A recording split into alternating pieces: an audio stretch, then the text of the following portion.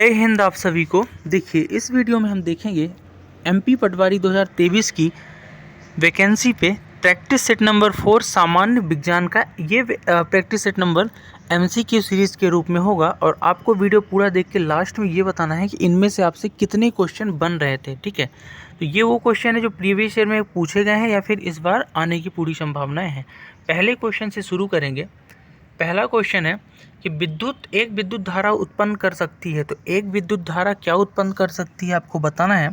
तो एक विद्युत धारा जो है ना, ये आपका रासायनिक प्रभाव, ऊष्मीय प्रभाव और चुंबकीय प्रभाव यानी तीनों को कर सकती है उत्पन्न।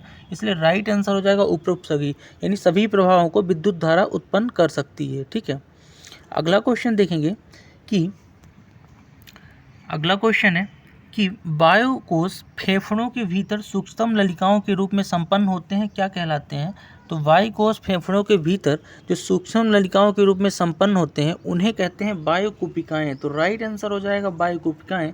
बात करूं वायुकुपिकाएं हैं क्या, तो वायुकुपिकाएं वो जगह है जहां सांस लेने और छोड़ने की प्रक्रिया के दौरान फेफड़े में रक्त और ऑक्सीजन और कार्बन डाइऑक्साइड का जो आदान प्रदान होता है, यानी कि आप ऑक्सीजन लेते हैं और कार्बन डाइऑक्साइड छोड़ते हैं, तो वायुकुपिकाएं हैं। अगला देखेंगे कि वह प्रक्रिया जिसमें एक से अधिक महंगी धातु एक सस्ती धातु के ऊपर विद्युत की सहायता से निक्षेपित किया जाता है, इसे क्या कहते हैं।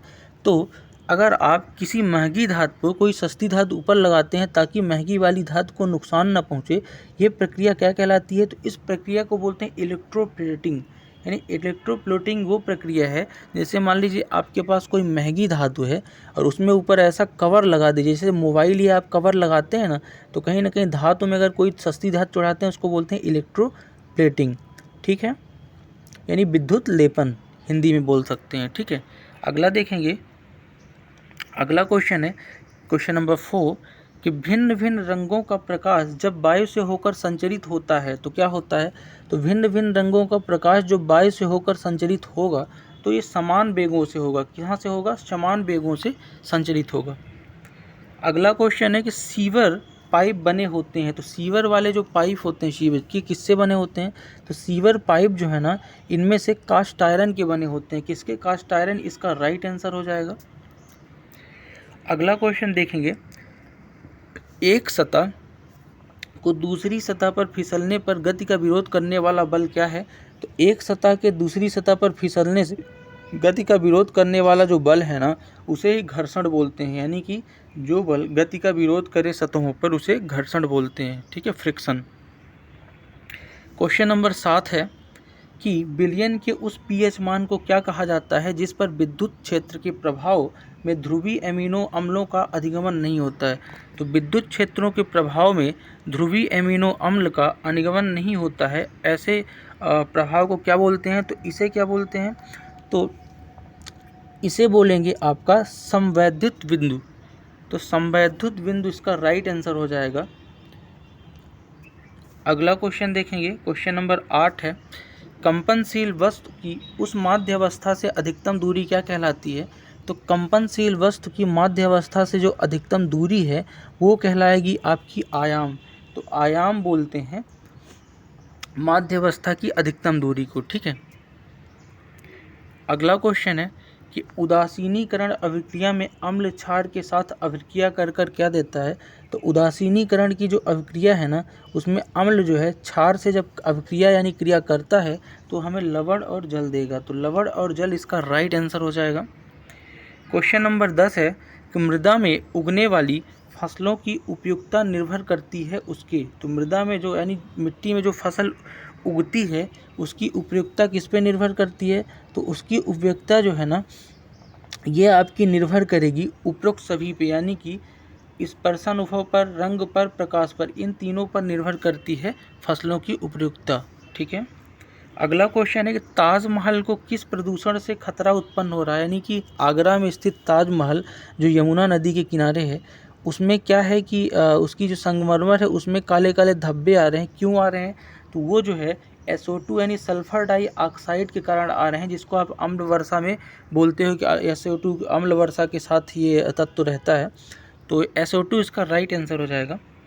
अगला क्वेश्चन है क्वेश्चन नंबर 12वां कि परमाणुओं के किस समूह की परमाणु त्रिज्या समान होती है। तो परमाणुओं की परमाणु त्रिज्या समान किस समूह में होती है, आपको ये बताना है। तो इसका जो राइट आंसर हो जाएगा वो हो जाएगा FeCONI, यानी कि Fe बोले तो कार्बन, कोबाल्ट और निकिल, इनकी परमाणु त्रिज्या क्या होती है, समान होती है, ठीक है। और ये जो है ना उसी आवर्त की संक्रमण धातुएं हैं। कैसी धातुएं हैं, संक्रमण धातुएं, FeCO को निकिल, यानी कि आयरन, कोबाल्ट और निकिल, ठीक है। चलिए आगे बढ़ते हैं। 13वां नंबर क्वेश्चन आपके सामने है कि दो भिन्न जीवों के बीच संबंध जिसमें दोनों लाभान्वित होते हैं क्या कहलाते हैं।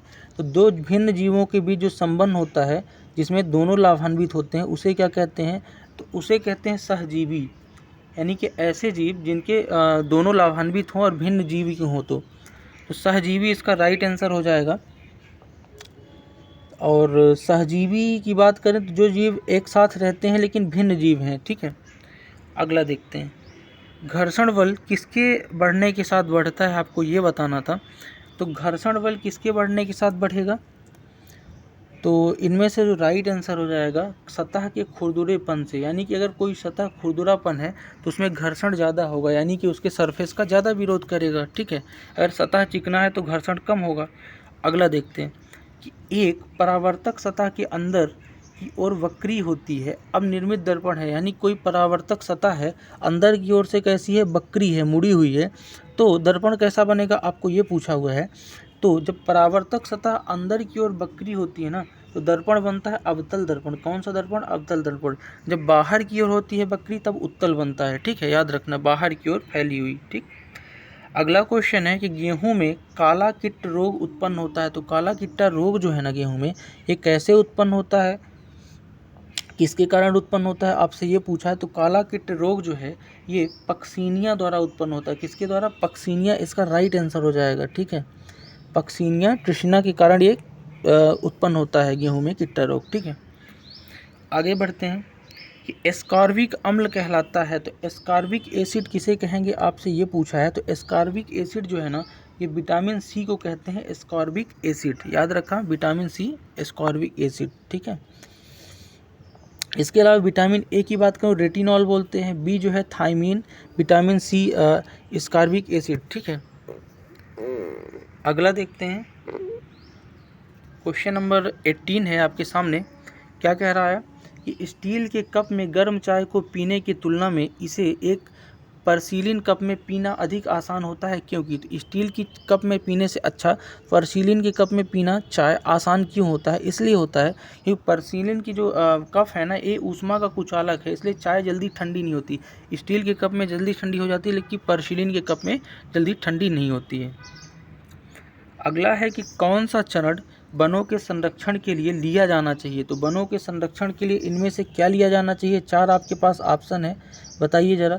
तो इसमें से उपरोक्त सभी इसका राइट आंसर होगा। कहने का मतलब ये है कि वृक्षों की कटाई को रोकना चाहिए, वनों के आग को रोकना, बंजर भूमि पर वृक्षारोपण, ये सभी वनों के संरक्षण को बढ़ावा देते हैं।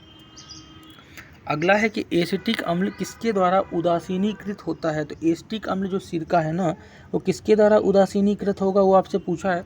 तो सोडियम हाइड्रोक्साइड के द्वारा एसिटिक अम्ल उदासीनीकृत होता है। तो राइट आंसर सोडियम हाइड्रोक्साइड हो जाएगा। तो ये थे टॉप 20 क्वेश्चन सामान्य विज्ञान के आज के। इसमें से कमेंट करके आपको बताना है कितने क्वेश्चन आपसे बन रहे थे। बाकी मिलते हैं नेक्स्ट वीडियो में, तब तक के लिए जय हिंद।